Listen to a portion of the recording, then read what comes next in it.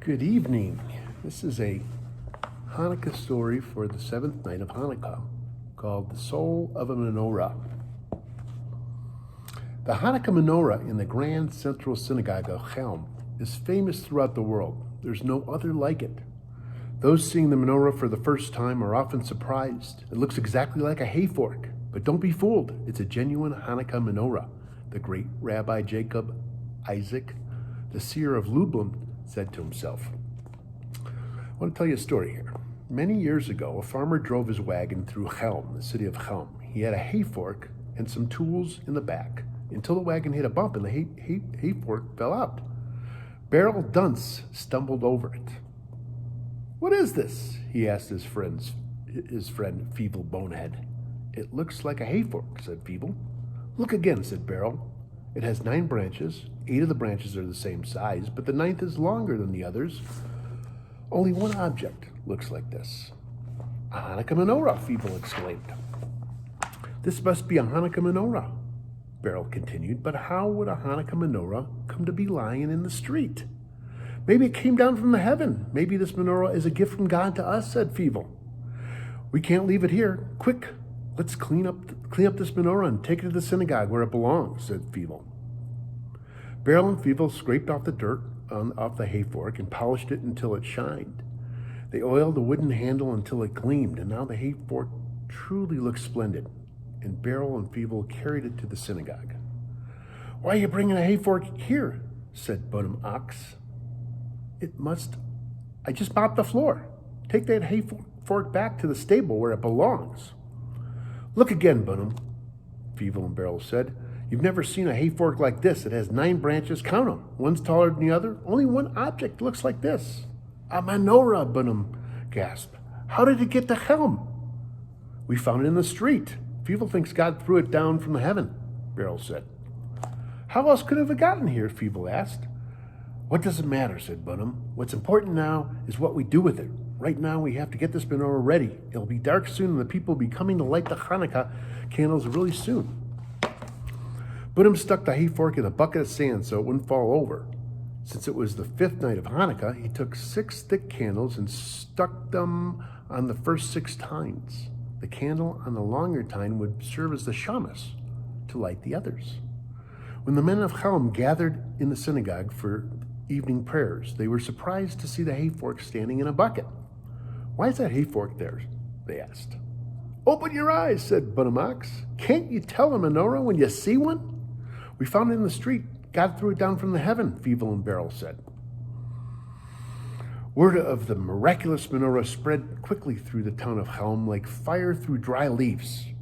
People from the surrounding countryside came streaming into town to see it. Among them was a farmer who had been searching all day for a missing hay fork. "That's my hay fork," he shouted as soon as he saw that menorah. The people of Chelm were outraged. "Dolt, Muntkef! Since when does a hay fork shine like silver? Did you ever see a hay fork lit with Hanukkah candles?" "It's my hay fork, I tell you.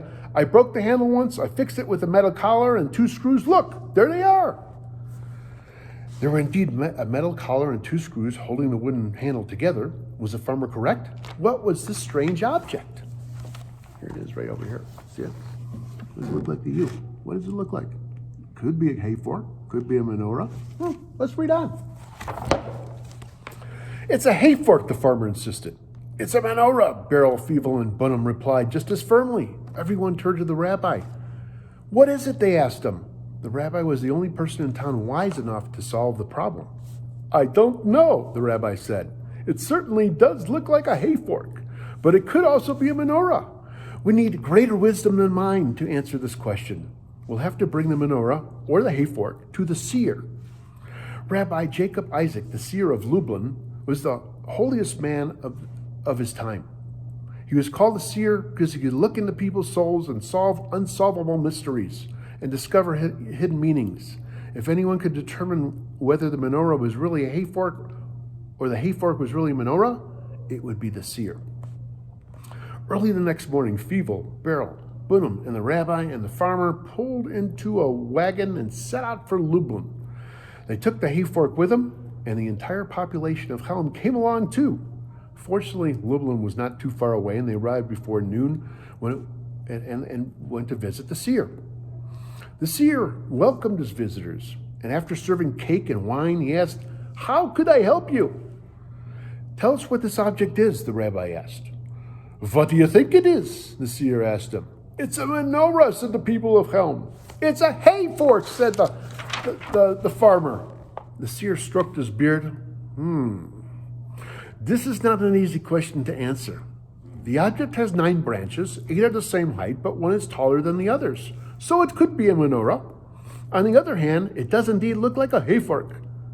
There is only one way I know how to solve this problem.